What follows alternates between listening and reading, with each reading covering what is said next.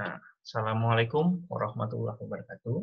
Nah, hari ini kita akan membahas topik yang menarik menurut saya ya, yaitu tentang chapter 18 Revenue Recognition, pengakuan pendapatan. Kenapa topik ini menarik? Karena dari topik ini akan mengajarkan mahasiswa untuk mengambil keputusan, untuk mengasah kemampuan menghasilkan professional judgment, untuk menilai kepahaman mahasiswa terkait dengan konsep fundamental apa itu pendapatan. Jadi ini topik yang menarik karena kita akan mengulas dari dasar. Nah, kenapa pengakuan pendapatan ini menjadi topik yang panjang? Nah, kalau kita lihat di RPS ini sampai 2 pertemuan kita bahas. Padahal selama ini sepertinya kita tidak punya permasalahan ya terkait dengan pengakuan pendapatan. Oke, secara sederhana pengakuan pendapatan itu sebenarnya adalah menjurnal pendapatan. Nah, jadi kalau kita lihat, kita flashback dari pengantar Akuntansa tuh sampai dengan topik sebelum UTS kemarin, kita kan pasti selalu menjurnal pendapatan ya. Tapi kok kita merasa tidak ada masalah ya dengan pengakuan pendapatan? Kita bisa kok menjurnalnya. Nah, tapi kenapa kita harus bahas pengakuan pendapatan dari dasar di topik ini bahkan sampai 2 pertemuan? Karena pada kenyataannya dalam industri itu transaksi operasional perusahaan itu begitu kompleks, begitu banyak variabel-variabel yang selama ini tidak ditunjukkan dalam soal-soal konvensional.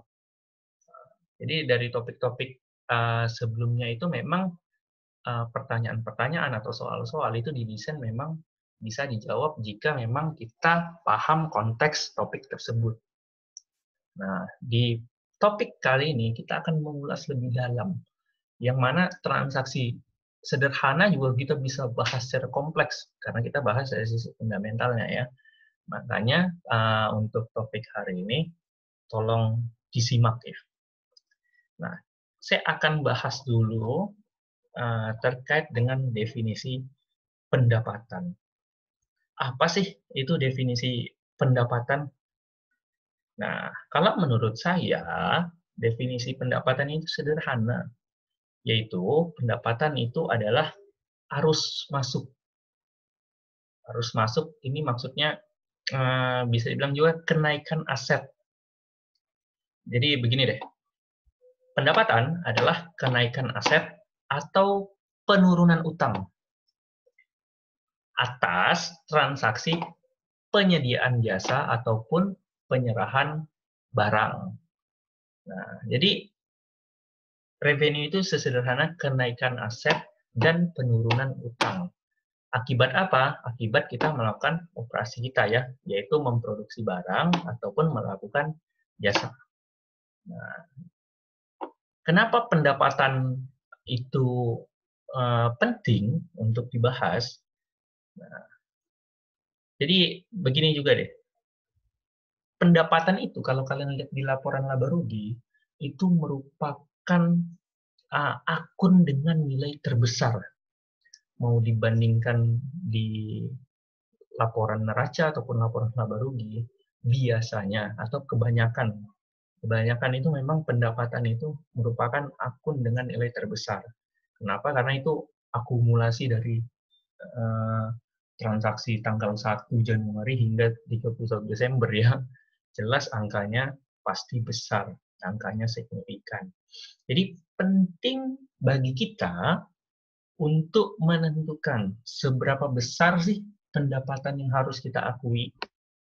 Nah, selain itu, tadi kan kata kuncinya adalah seberapa besar pendapatan yang harus kita akui. Kata tanya berikutnya adalah kapan. Jadi seberapa besar dan kapan sih pendapatan itu diakui. Nah, kalau kita lihat standar akuntansi yang lama, nah ini kan kalau di slide kita lihat kan ISB dan FASB itu membentuk standar baru ya. yaitu revenue from contracts with customer. Ini implementasinya di 1 Januari 2017 ya, jadi masih tergolong baru. Terus sebelum 1 Januari 2017 menggunakan standar yang mana? Nah, standar yang digunakan sebelumnya itu adalah menggunakan prinsip realisasi, realization principle. Nah, kalau kita lihat sekarang, pengakuan pendapatan itu menggunakan prinsip asset liability approach. Bedanya apa sih? Coba kita bahas secara sederhana saja dalam mengakui. Misalnya saya melaksanakan suatu jasa ke klien saya. Saya akan dapat apa sih? Saya akan jurnal apa? Pasti saya akan jurnal cash ya, atau AR. Anggap cash aja. Cash pada di revenue ya, pendapatan jasa. Nah, saat kita melakukan jasa atau penyerahan barang ya, tergantung konteksnya saja, perusahaan akan mengalami dua hal, yaitu peningkatan penjualan dan peningkatan aset. Prinsip terdahulu menekankan pengakuan pendapatan, penentuan besarnya pendapatan, itu berdasarkan earning process.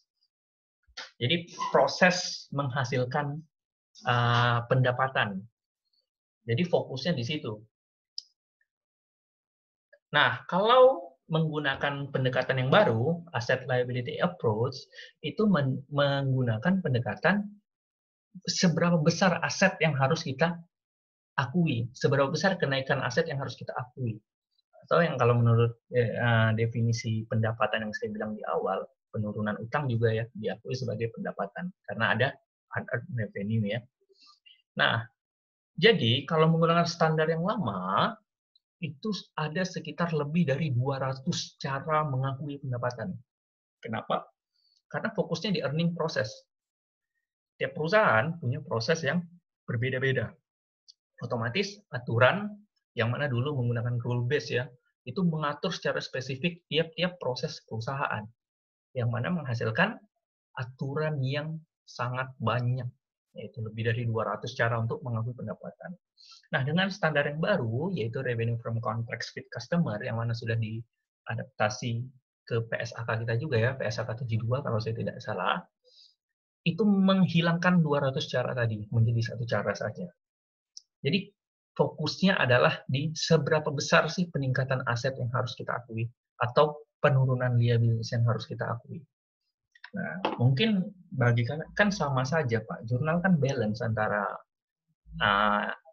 inflow yang masuk dengan pendapatan yang diakui, itu kan nilainya sama. Benar, sama. Tetapi dengan pendekatan yang berbeda, itu akan jadi berbeda pula ya. Kita pelan-pelan akan sampai di sana deh ya. Kita masuk dulu di... selesaikan slide ini dulu. Nah, kita masuk di prinsip pengakuan pendapatan dasar. Nah, jadi kalau kita lihat yang di bawah ya, Revenue Recognition Principle, itu yang harus kita pegang dalam menjurnal pendapatan apapun ya. Mau itu perusahaan sektor apapun, prinsipnya tetap sama. Yaitu, pengakuan pendapatan itu harus kita akui saat performance obligation-nya itu sudah terpenuhi. Saya sengaja tidak mentranslasi performance obligation ini, karena ini merupakan istilah penting yang kalau saya translasi itu tidak ketemu apa ya, obligation, kewajiban performa, tidak enak ya, lagi pula nggak apa-apa ya, biar terbiasa. Jadi ini kata istilah yang penting, performance obligation, karena kita akan ulang-ulang terus nanti, apalagi di 5 langkah dalam pengakuan pendapatan. Balik lagi ke prinsip pengakuan pendapatan, jadi pendapatan itu diakui saat kita sudah menyelesaikan jasa, atau kita sudah mentransfer barang, mengirimkan barang. Intinya kita sudah lakuin, baru kita boleh. Bukan saat tanda tangan kontrak, misalnya itu belum ada jasa yang kita lakukan, bukan saat kita terima kas. Jelas ya, intinya saat kita sudah perform dari performance obligation-nya. Nah, jadi itu prinsip yang penting. Nah, bagaimana cara mengimplementasikan prinsip ini? Nah, implementasi prinsip ini dapat dilakukan dengan 5 langkah proses pengakuan pendapatan. Yang mana pasti sudah kalian baca ya. Jadi ada pertama kalau kita lihat di sini saya bacakan saja ya, identify the contract with customer. Jadi kita harus mengidentifikasi kontraknya. Lalu kita mengidentifikasi performance obligation yang ada dalam kontrak. Nah, ini penting ya. Karena dalam satu kontrak kadang bisa single performance obligation, kadang ada multiple performance obligation. Nah, performance obligation itu apa sih? Nah, performance obligation itu adalah promise ya. Janji kita ini mau ngelakuin apa sih? Nah, sesederhana itu saja. Nah, jadi itu semacam janji. Kita akan ngelakuin ini. Misalnya saya mau jual barang, ya udah saya janji saya akan kasih barang A ini ke Anda. Itu adalah performance obligation saya. Ya, kadang ada yang membuat jadi lebih rumit adalah kadang saat performance obligation dalam satu kontrak itu lebih dari satu. Tidak apa-apa, yang jelas kita tahu bahwa definisi performance obligation itu adalah janji. Sebatas janji saja deh ya, supaya mudah diingat. Nah, yang ketiga adalah determine the transaction price. Berapa harga transaksinya? Nah, dan transaction price ini transaction price per satu kontrak ya. Jadi begini, satu kontrak kadang memiliki lebih dari satu performance obligation. Nah, tetapi transaction price-nya itu per satu kontrak, bukan per performance obligation. Nah, langkah keempat inilah yang menentukan nilai atau cost dari tiap-tiap performance obligation. Nah, jadi ingat ya, perbedaan langkah 3 dan 4 itu, kalau 3 itu adalah akumulasi, nilai akumulasi dari kontrak, satu kontrak ya, berarti akumulasi dari berbagai macam performance obligation, jika lebih dari satu. Sementara langkah keempat, kita mengalokasikan transaction price-nya ke masing-masing performance obligation. Dan langkah yang terakhir adalah kita mengakui ya, menjurnal pendapatan. Yaitu kita harus bisa menentukan kapan sih performance obligation-nya itu terpenuhi. Jelas kalau barang yang berarti saat kita mengantar barangnya ya, atau kita penyerahan barang ya. Sementara kalau jasa kita sudah lakuin jasanya, sudah menyelesaikan jasanya. Terlepas kasnya sudah diterima atau tidak. Intinya fokusnya adalah di jasanya ya. Nah, di sini ada contoh ya. Contoh dalam mengimplementasikan 5 langkah pengakuan pendapatan. Saya yakin sudah dibaca dan ini sudah clear ya, karena ini tidak kompleks. Penekanannya mungkin kalau saya begini ya, kontrak di langkah pertama, ini kan kita harus mengidentifikasi kontrak ya dengan customer kita. Penekanan saya, kontrak ini kita tidak boleh memandang secara bentuk ya. Jadi kalau kita lihat contoh-contoh soal yang ada di slide ataupun di buku, kontrak itu seolah seperti bentuk perjanjian formal atau resmi antara perusahaan. Padahal dalam pengimplementasian 5 langkah ini, kontrak itu kita harus pandang secara substansi, yaitu agreement antara dua pihak. Mungkin kemarin pas weekend kalian ada ke McD atau KFC misalnya. Itu sebenarnya kalian melakukan kontrak saat melakukan penyerahan barang itu. Kontraknya seperti apa? Saya akan menyerahkan uang 20.000 ke Anda, tapi ya, saya akan dapat satu potong ayam goreng misalnya. Itu adalah wujud dari kontrak. Atau misalnya saya beli pulsa. Saya beli pulsa juga itu bentuk kontrak. Saya akan memberikan 25.000 untuk mendapatkan pulsa sebesar 25.000 misalnya. Jadi kontrak ini bentuknya kadang memang implisit dan bisa eksplisit. Nah, tidak ada kewajiban yang mengatakan bahwa kontrak itu harus tertulis, misalnya tidak ya. Karena yang kita bahas ini adalah dari sisi fundamental. Jadi kita dalam step 1 ini, kita harus mengidentifikasi kontrak kita dengan customer. Agreement kita dengan customer ini apa sih? Bentuknya sih bisa apa saja ya. Bahkan bisa verbal. Nah, itu juga termasuk kontrak selama sepakat ya. Nah, kalau di sini kita lihat contohnya perusahaan Airbus ya, pesawat telah menandatangani kontrak untuk menyerahkan pesawat ya ke Cathay Pacific. Nah, ini kontraknya. Kontraknya adalah Airbus akan menyerahkan pesawat ke Cathay Pacific dan pasti akan menerima uang ya senilai berapa? 100 juta euro. Itu kontraknya. Kita paham nih kontraknya. Ada pertukaran barang antara Airbus dan Cathay Pacific. Nah, langkah kedua, nah ini langkah yang kalau saya bilang ini yang pasti mungkin akan membingungkan kalau misalnya Anda sekalian ini mengerjakan soal. Karena ini butuh professional judgment ya, melatih professional judgment kita untuk menentukan apakah ini termasuk satu performance obligation atau kita pisah performance obligation-nya. Jadi di sini kebetulan contohnya sederhana, nanti kita bahas contoh yang agak kompleks ya. Di sini Airbus hanya punya satu performance obligation. Nah, bentuk performance obligation itu apa sih? Ya, sesederhana ini, to deliver airplanes to Cathay Pacific. Itu performance obligation. Jadi bentuknya ya kalau dibilang kalimat ya gitu, penyerahan pesawat. Jadi Airbus mempunyai kewajiban yang harus diperform, yaitu menyerahkan pesawat. Saat dia berhasil menyerahkan pesawat, performance obligation-nya sudah terpenuhi. Berarti pendapatan bisa kita akui. Nah, tetapi di sini jika Airbus juga setuju ada perawatan pesawat, maka ini terpisah performance obligation-nya. Berarti nanti performance obligation-nya ada dua. Nah, tapi menurut di soal ini performance obligation-nya hanya penyerahan pesawat ya, jual beli pesawat. Nah, yang ketiga adalah menentukan transaction price-nya. Sudah clear di sini yaitu 100 juta.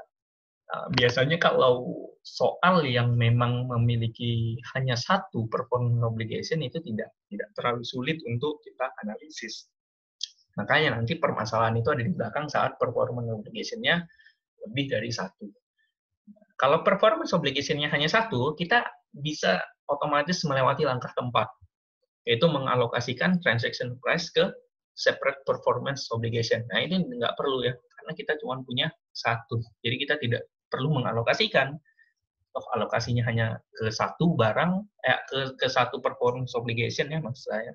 Jadi otomatis ya tetap 100% dari transaction price. Nah, langkah kelima adalah mengakui pendapatan. Nah, di sini Airbus akan mengakui pendapatan kapan sih? Nah, jadi step kelima ini tentang terkait kapan ya. Kan di awal saya bilang dalam pengakuan pendapatan, ya, kita tuh harus bisa mengetahui dua hal, yaitu seberapa besar dan kapan. Seberapa besar itu terrefleksikan di tahap 3 dan 4. Sementara tahap kelima ini adalah merepresentasikan pertanyaan kapan. Kapan diakui? Tadi kan kita sudah sepakat di step 5 ini, diakui saat performance obligation is satisfied. Itu konsepnya, saat sudah terpenuhi. Kapan terpenuhinya? Yaitu di sini, when it satisfies its performance obligation, yaitu the delivery. Penyerahan dari pesawat. Jadi saat diserahkan, kita berhak mengakui. Itulah poin atau titik waktu kita mengakui pendapatan kita dari penjualan pesawat.